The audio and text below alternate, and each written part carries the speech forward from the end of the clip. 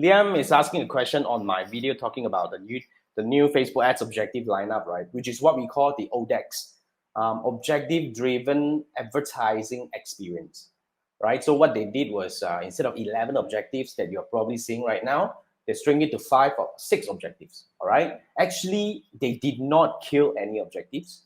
What is happening here is they are only reorganizing the objective, but of course, because it's a new thing, it actually created a few confusion. Like for example, like for Liam's case, if you want to look for message objective, okay, you can actually do this from a few objectives. Now you can actually do it on engagement level, which is there.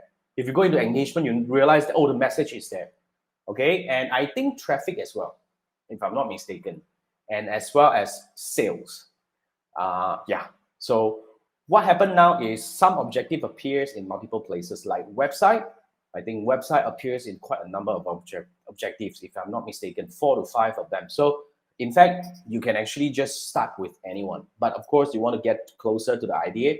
I would say, it's either engagement or conversion. But I think now it's more important to understand what you want to achieve.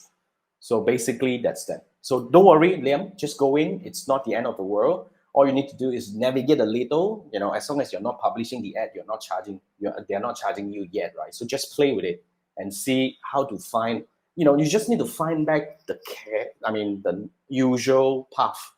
It's just the very beginning that is a bit confusing, but after that, everything is fine.